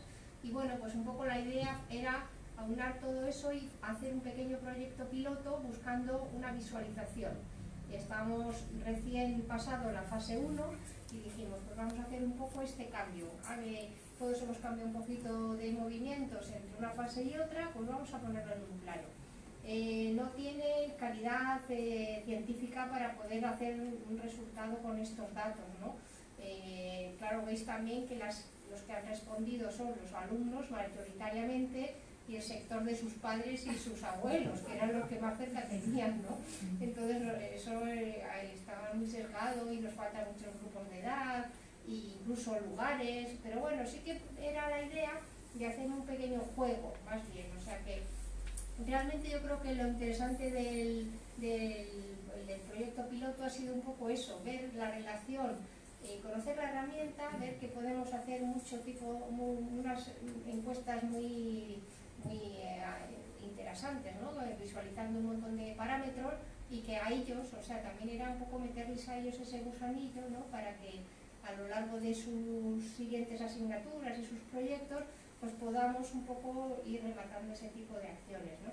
Yo creo que con esto no vamos a hacer nada, ¿no? Sí, bueno, y sobre todo demostrar y que ellos vivían también a través del ejercicio el potencial tan grande que hay con las tecnologías de información geográfica, o sea, toda esta herramienta de los SIG, los drones, o sea, que hay que ponerse un poco al día. Lo que hacíamos nosotras cuando estudiábamos la carrera, que era y mucha gente todavía lo hace, con la hoja apuntando, pues es que eso tiene los días contados, porque esto, fijaos, 517 entradas en una semana. Entonces, esa potencialidad también de los mapas colaborativos, donde todo el mundo participa, también creo que le da mucha fuerza, ¿no? a los proyectos, porque el propio usuario no está en una parte pasiva, ¿no? Contemplando los resultados, sino que participa en la propia diagnosis. Es una manera incluso de llevar la metodología de Usera, pero apoyada con nuevas tecnologías de información, porque es la ciudadanía la que caracteriza el problema, ¿no? Que queremos pues detectar con más detalle. Entonces, bueno, pues será eso, ¿no? Esther lo ha definido también muy bien. Sí. Yo creo que, bueno, quizá podamos plasmar esta experiencia en algún proyecto de innovación educativa, que al final es un poco lo que ha sido, ¿no? De meter herramientas nuevas y ir buscando algunos resultados, pero bueno, ese era un poco el objeto, ¿no? Conocer las herramientas y visualizarlas. Y realmente tengo que agradecer a los alumnos porque realmente habían pasado un curso durísimo, por muchísimas circunstancias, y arquitectura es una carrera muy difícil y estaban unas circunstancias completamente excepcionales. Esto era el final del curso y bueno, se pidió voluntarios y realmente tuvimos un grupo de 30 personas que realmente fue un grandísimo regalo, ¿no? Tener esa participación. Y luego, claro, además que han venido con ganas a alguno. Bueno, estamos en julio, después del curso confinado, o sea que es que vamos, tiene un meritazo. Realmente, muchos están ya afuera o de vacaciones, o sea que también la idea era un poco eso, ¿no? De contar con esta posible participación para poder seguir adelante. ¿Alguna pregunta más? ¿Os animáis? Sí. Sí, bueno, yo he llegado un poco tarde. ¿Se ha hablado algo de... Pues habla un poquitín más alto, por favor. Sí, que yo he llegado un poco tarde, pero ¿se ha hablado algo del teletrabajo urbano? Es que, bueno, el teletrabajo creo que está afectando mucho al tema de urbanismo, de salud, de empresas, cómo va a funcionar a partir de las empresas, pero bueno, si no sé, es que no he llegado tarde. No hemos hablado nada de teletrabajo. Bueno, es que ahora ha sido un campo, ha sido una situación tan extraordinaria la que hemos vivido, que han salido ahora montones de nuevas preguntas y de nuevas posibilidades de acción, y bueno, para todo, tesis doctorales o lo que se quiera. O sea, es que hemos tenido un laboratorio en la ciudad sin coche durante 3 meses, se han reducido índices de contaminación como era insospechado que pudiéramos visualizar y registrar, y bueno, también el teletrabajo, también otras nuevas enfermedades y bueno, y disfuncionalidades que nos han pasado a todos, ¿no? Por el confinamiento.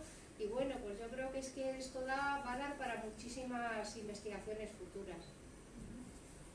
Bueno, yo quería comentar, no sé si es una pregunta o un comentario sobre el impacto que ha podido tener y está teniendo la epidemia y la pandemia COVID-19 en la vida urbana, especialmente en Madrid, con el impacto que ha tenido en cuanto a tasa de contagios, etcétera, y siendo Madrid una ciudad compacta, bastante eficiente, pero que en los últimos 30 años estaba expandiéndose de una manera no acorde al modelo, digamos, de ciudad eficiente que en Europa se caracteriza en contraposición con la americana, ¿no? Que todo en el coche y todo expandido. Este impacto, esta psicosis razonable que hemos vivido, de este miedo al contagio. Yo en mi portal han muerto 2 personas. Eso ha generado un miedo de no salgo a la calle, estoy mal. Y yo, en comparación con el resto de personas que no viven en la ciudad de Madrid, yo he tenido una experiencia que ha podido ser muy traumática, y eso en mí no está calando, pero tengo personas allegadas que ya en 2 meses están planificando irse de la ciudad, o sea, expandir la ciudad, ir a una ciudad expansiva, cuando últimamente estábamos tendiendo a la eficiencia de la ciudad, a la eficiencia tanto de sostenibilidad de cada medio ambiente y todo, de concentrarnos, de tener sinergias en la vida urbana, todo lo que genera. ¿No estará esto planteando un impacto terrible en ese modelo y quebrándolo de alguna manera, y la gente ya salvándose las castañas a irse a un chalet para posibles pandemias? No sabemos, Fariña siempre habla del gusano y la mariposa, ¿no? Entonces estamos en fase de gusano, no sabemos qué va, o sea, todavía no ha terminado, o sea, no se puede afirmar nada. Quiero decir, evidentemente, yo tengo amigos que trabajan en temas inmobiliarios y tal, y ha subido muchísimo la demanda de viviendas en las periferias con casa con jardín. Pero bueno, eso también conlleva otros problemas de salud, como es la movilidad del coche. Quiero decir, los que viven en periferia tienen ese contacto con la naturaleza en su casa, en su parcela, pero luego van a comprar el pan en coche. Entonces, yo creo que no hay un modelo, o sea, ahora mismo no hay una situación ideal. vamos a ver cómo se desarrolla toda esta circunstancia. Yo sigo apostando a pesar de y haber estado, yo tengo 2 niños, 45 días encerrados en casa, 2 niños pequeños. Lo que usted habla del teletrabajo, pues lo hemos vivido en nuestras carnes, quiero decir, el teletrabajo pues también ha marcado una brecha social tremenda, porque en el propio colegio de mis hijos, nosotros por nuestra profesión teníamos 2 ordenadores en casa y como hemos podido, haciendo de profesores en la universidad y de profesores de nuestros hijos, pues hemos pasado 45 días como hemos podido, pero hay mucha gente que es que les ha pillado sin ordenadores, no tenían nada. Entonces estamos todavía haciendo muchísimas preguntas, hay mucho que estudiar. Yo aquí a los alumnos, ¿no?, y a toda la gente que se anime, se han abierto muchísimos campos de estudio y de investigación, y lo que hay que hacer es remangarse y ponerse a estudiar y luego a aplicar las cosas, que no se quede todo en el campo teórico. Yo creo que esto se superará, porque el latino no tiene, o sea, Madrid es una ciudad, como decía, siempre dice Fariña, compleja y diversa. Entonces, las calles tienen que estar, o sea, no podemos, porque tradicionalmente nunca ha sido así, no podemos ir al modelo americano. Nos gusta pasear, nos gusta caminar por la ciudad, sentarte en una terraza, ir a ver tiendas, etcétera. Entonces yo no creo que sea tan dramático. O sea, estamos ahora en la fase de shock, pero luego creo que volveremos un poco a lo de siempre. Pero bueno. Voy a contestarte también un poco por el tema del debate de la ciudad dispersa y la ciudad compacta. Ya tiene un siglo, o sea que madre mía. Y bueno, pues también con esto se ha vuelto otra vez a mover qué pasa con la ciudad compacta y la ciudad dispersa. Yo es que creo que el debate es un tema también de umbrales y de horquillas, es decir, tan mala es la alta densidad como la baja densidad, y también tenemos barrios que también y viviendas completamente fuera de todo mínimo posible, habitable, sostenible, le pongas la etiqueta que le pongas. O sea, no puedes tener a una familia de 5 personas en 30 metros cuadrados, pero ni siquiera un día ni una semana. ¿Cómo van a estar confinados 45 días? Entonces, es que ha habido situaciones un poco muy exageradas en los 2 puntos. Pero, una vez dicho esto, pues claro, la ciudad, ¿cuál es el carácter de la ciudad? ¿Qué es una ciudad? Pues es que la ciudad, si lo tuviéramos que resumir solo en 2 palabras, es 2 cosas: densidad y complejidad. Porque si no, estoy en un resort, estoy en una urbanización, estoy en un hotel, estoy donde quiero, pero yo, si quiero una ciudad, necesito diversidad, complejidad y bueno, y usos mixtos y todo este tipo de modelos.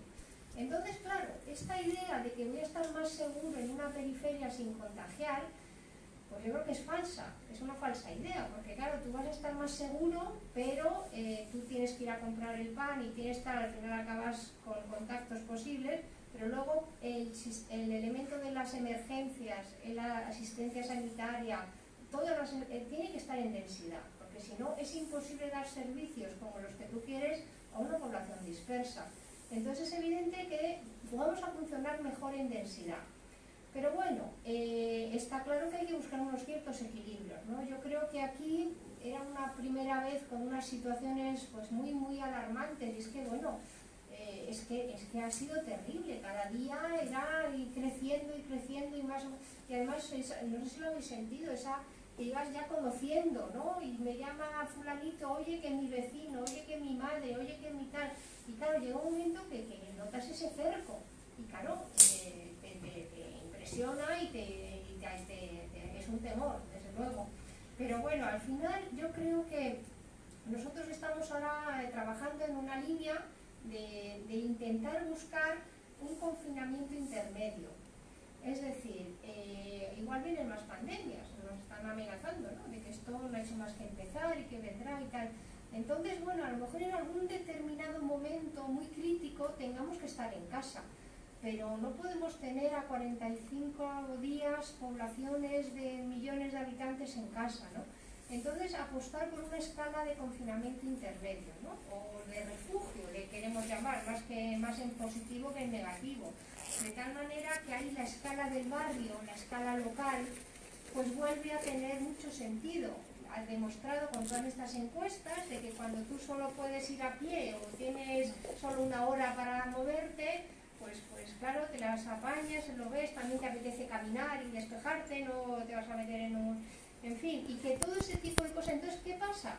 Que también estamos viendo que todos nuestros barrios no están bien equipados. Es decir, no todos tenemos un parque próximo, no todos tenemos un centro de salud próximo, incluso zonas de alimentación próximas y cotidianas. Hay barrios que están mejor, y ahí también, ¿qué ha pasado? Que ha habido una diferencia entre el centro y la periferia. El centro está mejor dotado de más cosas que los barrios de periferia, ¿no? Entonces, bueno, pues ahí también es otra reflexión, es decir, que también en esa periferia intermedia poder ir buscando como unas zonas de refugios según fases o según determinados momentos, para que la población pues tampoco esté sometida a este estrés, ¿no?, que lo hemos sometido, ¿no? Y bueno, pues ahí tendrá que estar un poquito el equilibrio, pero bueno, es un buen campo para trabajar. Desde luego, lo que ha evidenciado estos primeros meses de este año es que urbanismo y salud están íntimamente ligados. Yo te voy a contestar un poquito también, si me permitís la licencia.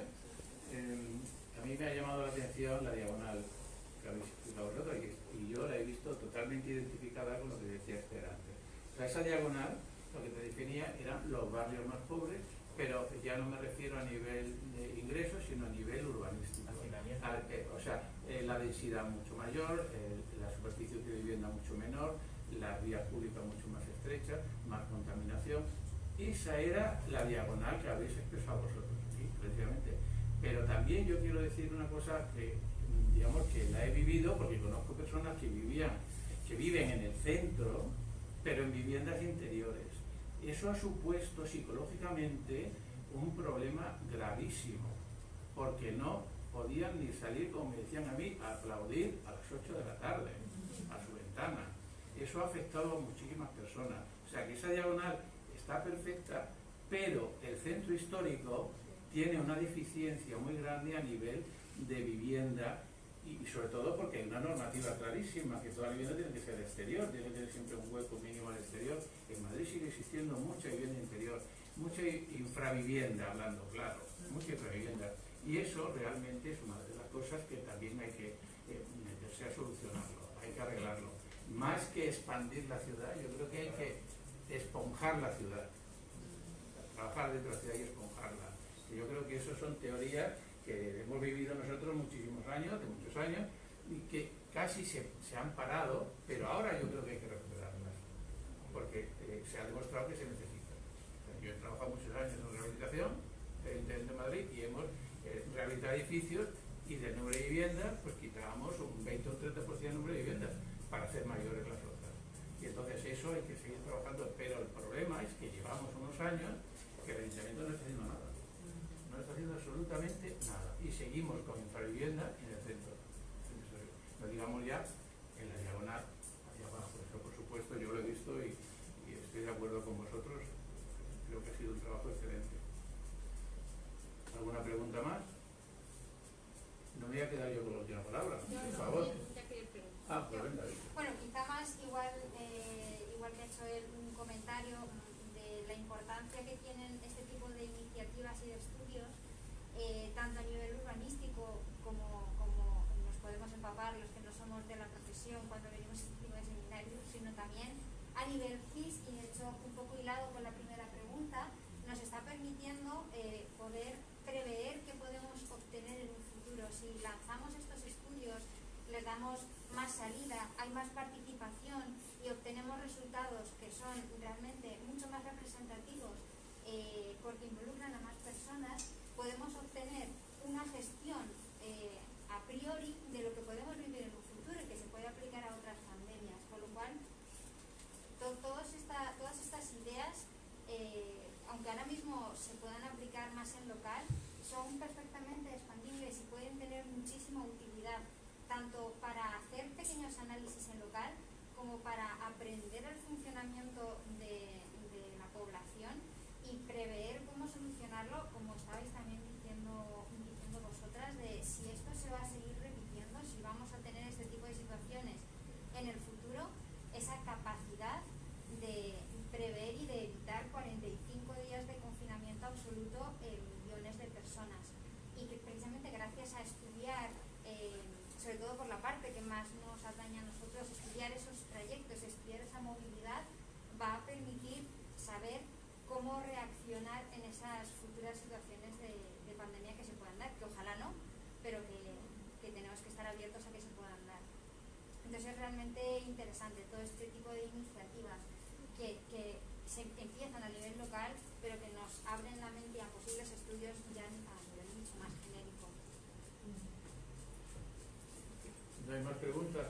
Bueno, lo estábamos grabando por Facebook y entonces podéis consultarlo y sacar más ideas, porque todo ha sido tan rápido, ha sido un aluvión de ideas fantástica toda que no da tiempo a asimilarlo. Bueno, los jóvenes sí, seguro que lo habéis tratado todo, sí, seguro. Y bueno, pues yo para terminar, no solo quiero dar las gracias a la Escuela de Arquitectura, a Esther y Emilia, a todos los que habéis participado. Os espero en octubre. Es que tenemos las conferencias que las hemos desplazado con el COVID y por ejemplo en septiembre tenemos el 16 de septiembre tenemos una conferencia muy interesante de Carlos Palacio, que es la Catedral de Jaén. El 22 Santiago Huerta viene a hablarnos de las construcciones de las catedrales góticas y el 7 de octubre Pepa Casinello nos va a hablar Félix Candela de arquitectura en el exilio. Entonces, bueno, pues os esperamos por aquí y a vosotras que tenéis esta sala disponible para la escuela, para cuando queráis y que os lo voy a llamar muchas veces.